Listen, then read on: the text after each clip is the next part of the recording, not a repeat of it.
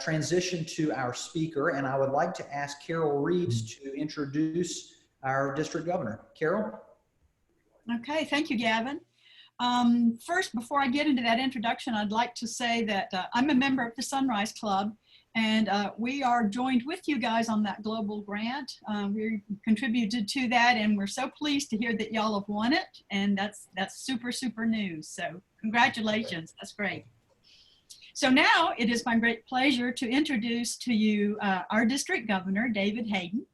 He's a retired U.S. Army colonel who served 29 years as both an engineer and JAG Corps officer until 2005. He deployed to Afghanistan in response to the terrorist attack of 9/11. He's a graduate of the U.S. Military Academy, the National War College, the University of Texas School of Law, and he also holds an MBA from NC State. After retirement, he served as a federal prosecutor and later a general counsel for our defense contractor company.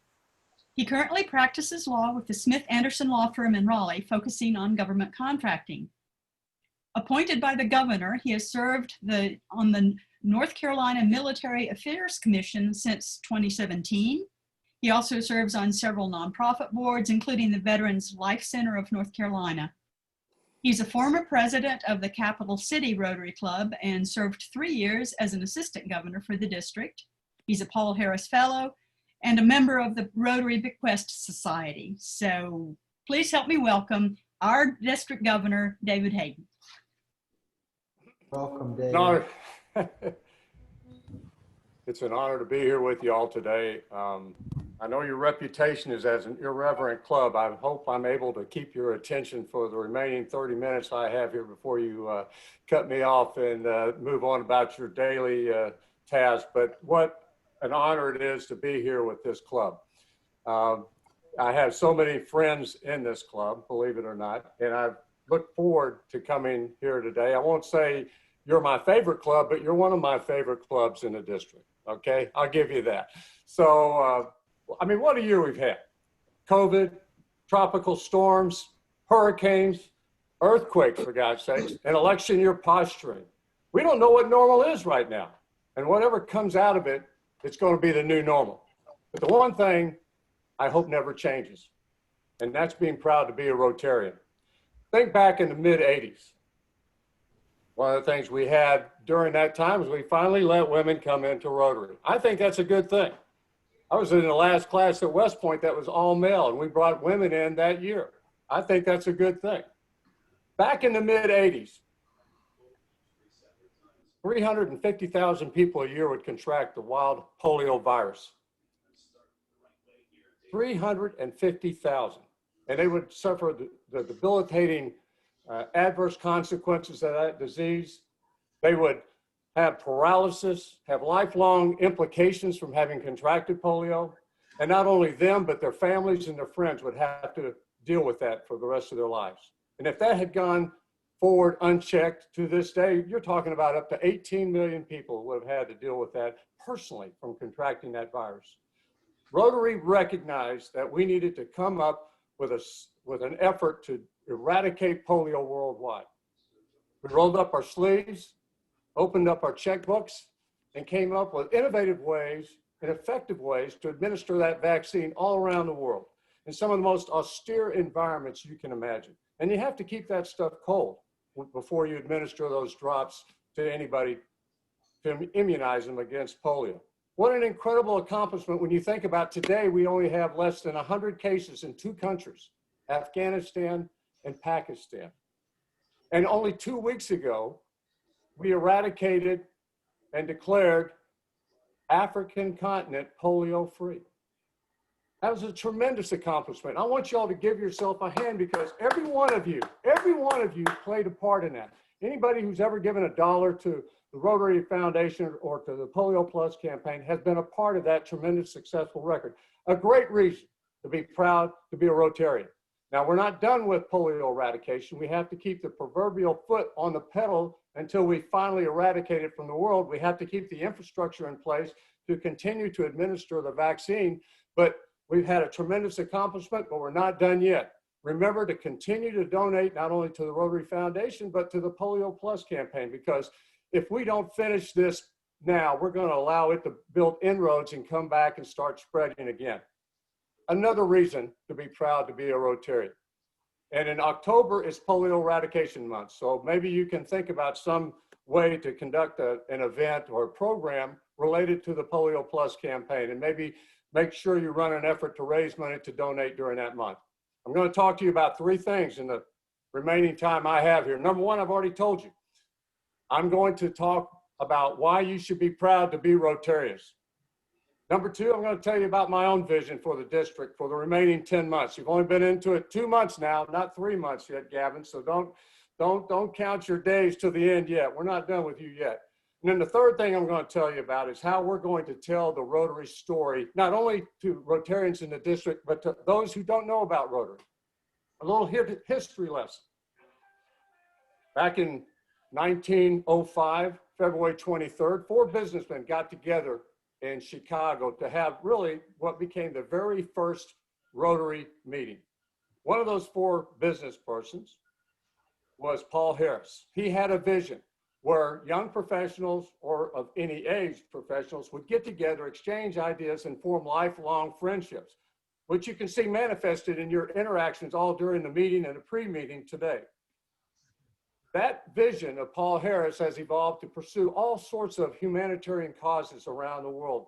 And what was, until this summer, 6 areas of focus, now Rotary has added a 7th area of focus, supporting the environment, which is just an indicator of how Rotary evolves with the needs and the crisis going on around the world. And we honor Paul Harris's memory by giving a Paul Harris Fellowship when somebody donates $1,000 over the course of the time they're in Rotary. So everybody who's been in Rotary 10 years should be a Paul Harris Fellow. And if you do another $1,000, we give you another Paul Harris Fellow acknowledgement. But if you give up to $1,000 a year, which I'm sure many of your club members do, you become a member of the Paul Harris Society. Just a way to honor that idea that Paul Harris started 115 years ago. You are part of 1.2 million Rotarians around the world and over 35,000 clubs. An incredible array of people who are similarly focused with the same core values to do good in the world, both locally and internationally, who believe in those 3 words, service above self, which speak volumes. The power of Rotary and the brand of Rotary manifests itself in ways you've never seen before. You are all brand ambassadors. Let me tell you a little story. A few years ago, I'm a corporate attorney. I have to go out and meet companies and see if I'm a good fit to provide their legal services. And I was meeting a company outside our district, a little ways away, a good-sized company, but they were having some requirements. And so I'm in the conference room waiting to meet, and I'm actually meeting with a lot of senior executives, having small talk.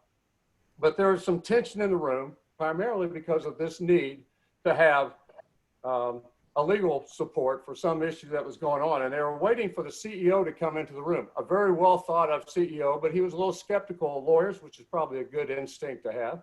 And he was going to do an interview with me. He came in, he sat down right next to me. You could just feel the tension in the room starting to go up.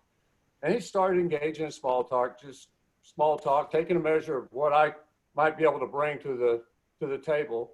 He stopped in mid-sentence after about 30 seconds. He stopped and he looked at me and he said, "David, is that a Rotary pin on your lapel?" I said, "Yes, I've been in Rotary for a number of years. At the time I was serving as an area governor. I loved Rotary."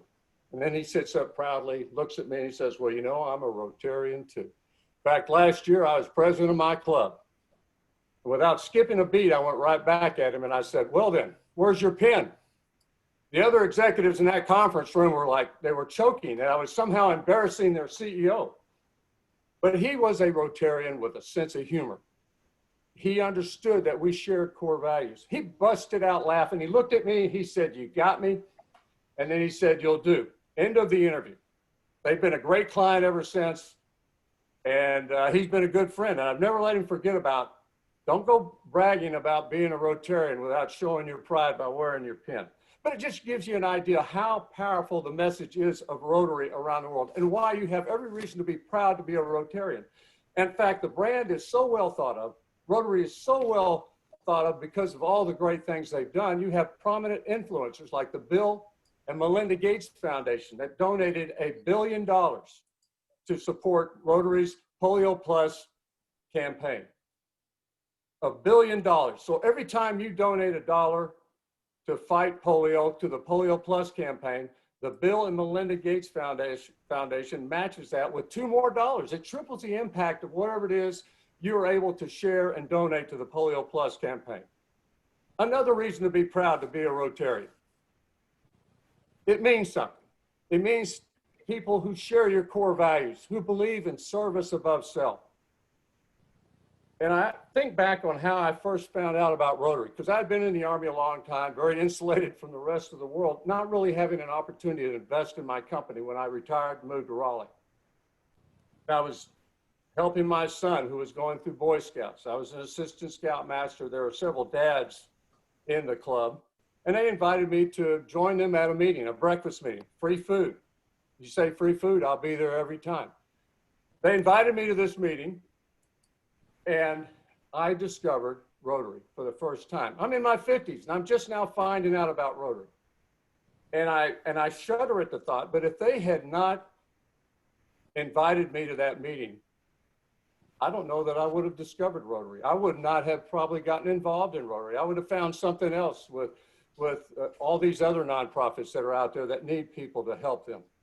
And so I think back on how many people we know that we interact with, that live in our neighborhood, that we work with, that we might see at church or some other place that we visit during the course of the day. And you see people and they have great conversations. You recognize they're great people, and they may not have a clue about Rotary. I don't know what the big secret is, but it seems like a lot of people don't know about Rotary, and so you start talking to them about it.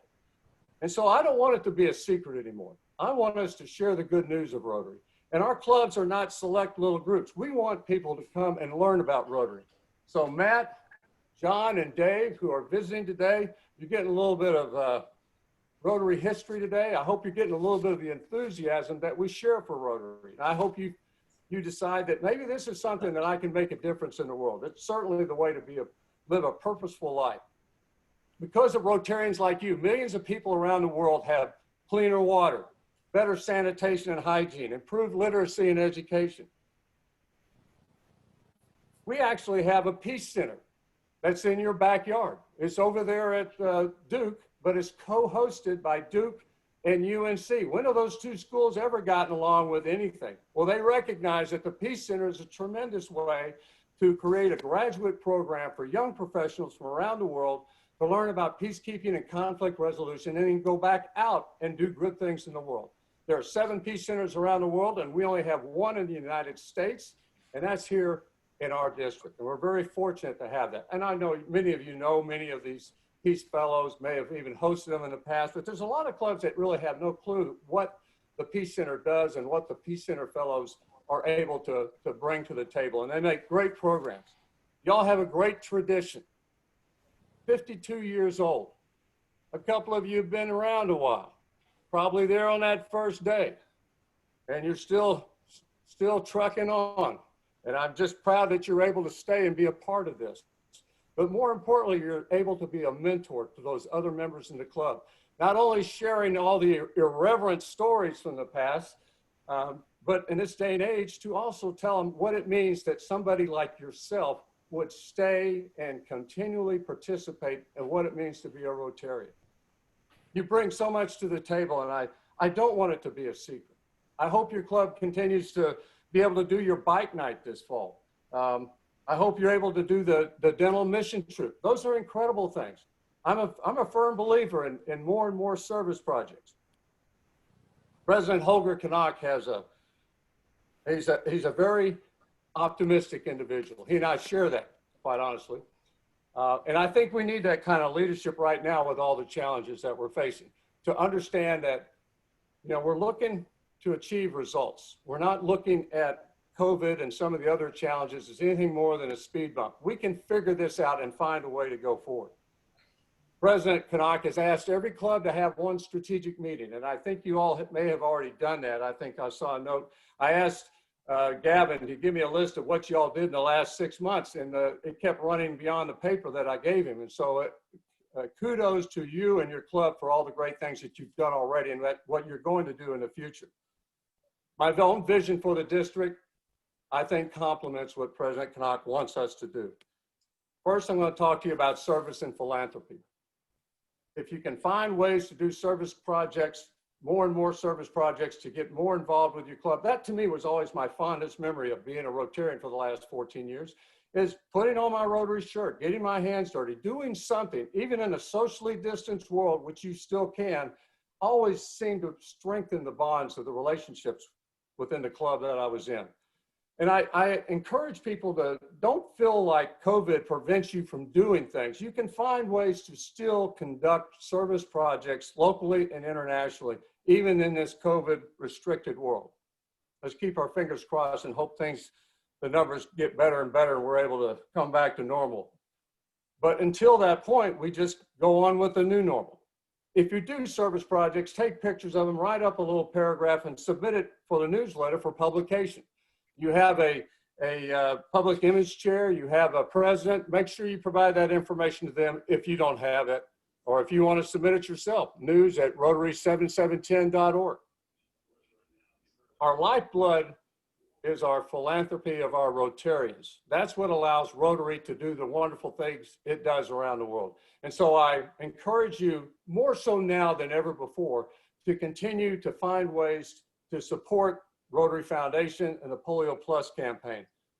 We ask Rotarians every year to donate a minimum of $100. And I know this club has a tremendous record of philanthropy and support of Rotary International. And just don't forget, it's really, really important this year because of how COVID has impacted all nonprofits. My second focus is on membership. The fact you have 3 members here today, that's great. I mean, I'm not going to give you a litany of how you can improve or strengthen membership because I think that you hear that from every district governor every year. I'm not going to try and duplicate that. I'm going to try and tell you one thing that I think seems to work. If you can teach Rotarians to embrace Rotary, then you'll have a Rotarian for life. So what do you mean by embrace, David? I'm glad you asked. Teach them about Rotary. Help them learn a little bit of the history, either through Rotary Magazine or My Rotary or any number of resources out there to learn about Rotary. Going to RLI. When we kick RLI back off in January, pay for those new Rotarians to go. It's a $95 registration fee, but for many people, I don't want to pay $95 and spend a day learning about Rotary. But they don't just learn about Rotary, they meet other Rotarians. They understand that the East Chapel Hill Club does not have a monopoly on outstanding Rotarians. All these clubs in our district have great Rotarians. So allowing them to be more educated about Rotary is just one part of it. Getting them involved. New members should be signed up to some committee and assistant to somebody somewhere early on. Learn how clubs operate. Get them involved early on. And the more they learn about how the club functions and what it is able to accomplish, the stronger Rotarians are going to be. The third thing is make sure you assign mentors. You have tremendous mentors in your club. And I would strongly encourage you, make sure you have a good mentor assigned to any new members in your club. And that will help them embrace Rotary. Now, you have a lot of members that are not on this virtual conference. And I hope you have a program in place to reach out to each and every one of them to let them know how important they are to your club. Now, your numbers may have been the same for in-person meetings, but if we don't reach out and touch Rotarians who haven't been at a meeting in the last 5 or 6 months, we're going to lose them. So you got to make sure they know that they're missed and invite them back. Some of them may not even be getting email that has the link so they can do the virtual conference. But if you don't reach out and touch them, let them know they're missed and how much you want them back, you're setting yourself up for a lost member. The third thing, and tied very closely to membership for this year, is diversity. We've had a lot going on this year, and this is a year that we need to wake up and pay attention to what's going on in our society. If your club doesn't look like your community, you have a problem. I tell that to every club. Some are more diverse than others, but it's just an issue that we need to address now. Now, Rotary is not an organization to affect political change, but it's an organization that can create opportunities for Rotarians to listen and to learn. And that's what our initiatives this year are going to be, addressing diversity, because now is more important than it's ever been. We have a great diversity and inclusion committee headed up by its chair, Dr. Mark Vasconcelos from the Wake Forest Club. We're going to continue the initiative started by my predecessor, Marie Howard. A speakers bureau that's going to have plenty of people that can be in a program on racial diversity and racial injustice. I'm asking every club to have at least one meeting on diversity. Make it your program. Bring somebody in who can help people understand. The second initiative, we've got e-satellite clubs focused on social justice. You can be a member of this club and still participate, or you can be an affiliate member of those clubs. They have great programs. A third thing that we just instituted just this year, and I was part of one of the first groups, we took groups of 10 to 12 people of various and diverse backgrounds and had small group sessions to facilitate safe conversations on race. I now have, having done that for an hour and a half, 1 day a week for 4 weeks, after doing a little bit of homework before we did it, we would have sessions with facilitators that had us answer questions and have discussions that were oftentimes uncomfortable. But I got to tell you, it was very transformative for me. And if you have the opportunity to participate in those this year, it's being headed up by Matt Kane, past district governor, North Raleigh Club. I would take advantage of it. The fourth initiative we're going to continue are our quarterly webinars. We have the first one scheduled for November 14th. That'll address racial inequality and racial injustice. We have a tremendous speaker, and you'll get more information on that.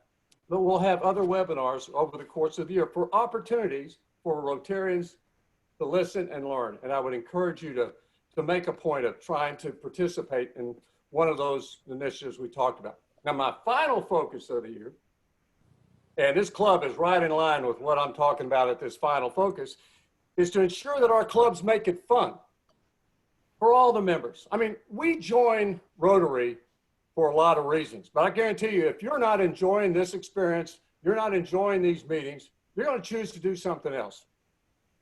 Now, I'll share a secret with you. My wife thinks I'm a mischievous third grader trapped in the body of a senior citizen.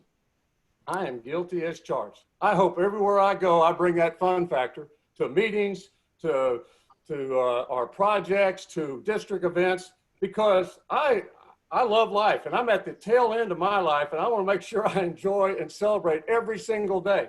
And what better way to do that than with Rotarians? And that brings me to my favorite part of this meeting. One of the things, this is sort of a tradition that I had in the military, where you would go to units or offices or sections, and you would acknowledge somebody with an impact award for doing a great job. And I thought we ought to acknowledge those Rotarians in these clubs who epitomize what it means to be a Rotarian, who are the ones that always raise their hand, who are the ones that always encourage others to participate, who never hesitate to share their time or their resources.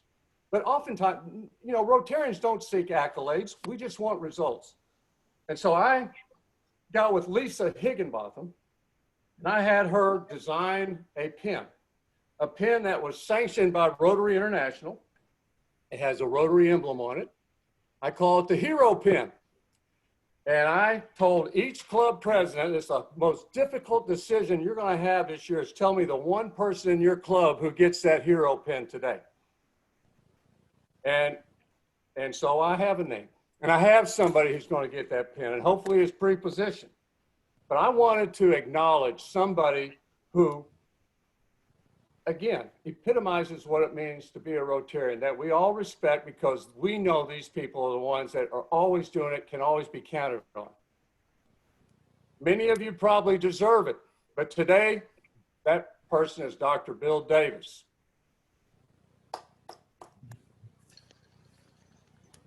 Now, Dr. Davis is one of the 2 remaining founding members of the East Chapel Hill Rotary Club. He's been a member for 52 years and has served your club in nearly every possible way over that time.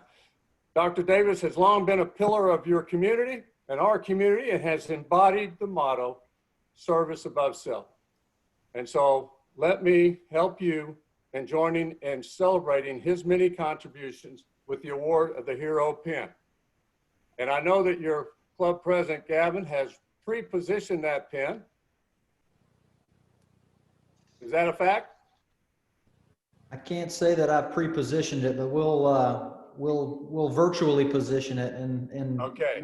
imagine it being positioned. Where's Bill? Bill, speak up so I get your picture up here. That's what it looks like. Bill has retired. Well, Bill will get that pin that he can wear anywhere, and I hope he wears it proudly wherever he wears it. But I tell you what, every club has plenty of people who deserve that pin, but I only get to do one at a time because I don't have a million pins and I don't want to dilute the impact of it. Everybody join me in giving a hand for Dr. Davis, for what he has meant to this club for so many years. Okay. I normally give him an opportunity to say something. Since he's not here, I will retrieve that time in the last 8 minutes before the magic hour ends. We got a lot of great things to look forward to this year. September 26th, we're going to have a district training and foundation event. You can go to the district website calendar, September 26th, click on that day and register. It doesn't cost you anything. It's only going to be an hour and a half. It'll be a chance to meet with a lot of other Rotarians and hear about the great news of what's going on in the district. Another thing that's going to be coming up that I really get excited about is called Rotary Service Day. And I'm going to need every one of you to help me with this next spring on April 17th, 2021. What day was that, David? That was April 17th, 2021, a Saturday morning. We're going to have every club in the district doing a Rotary service project.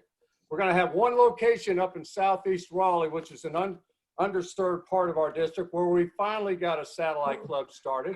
And they will be chartered as a Rotary club by that day. And they will be co-hosting our first event where we'll have multiple projects at one location in Southeast Raleigh to allow people to learn about Rotary, but also to showcase what Rotary does every day by our actions.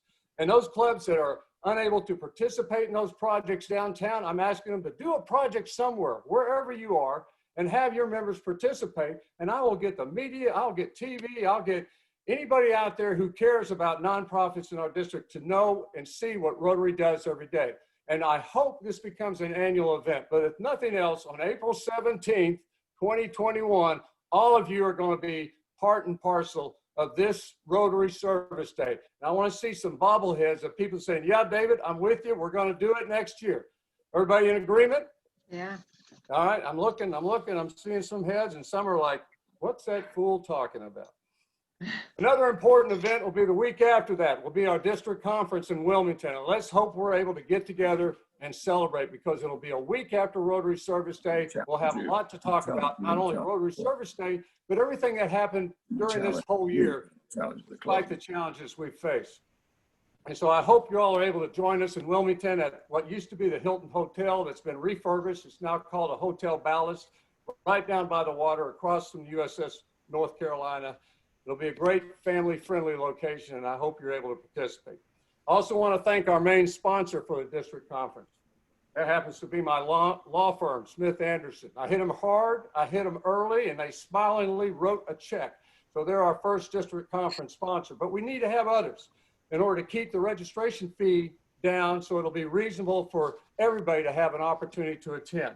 And so if you're interested in being a sponsor, either individually or your club, or you may have a business, and some of you all have many businesses, why not be a sponsor for the district conference next April 17, 2021? You can go to the district website, go to the resources link, and there's another link called News and Documents, and there is all the information about being a sponsor. And if that's too much trouble, get your president, let him know. Go to Carol, to your area governor, or let me know, and I can get you signed up to be a sponsor. Glad to have that happen.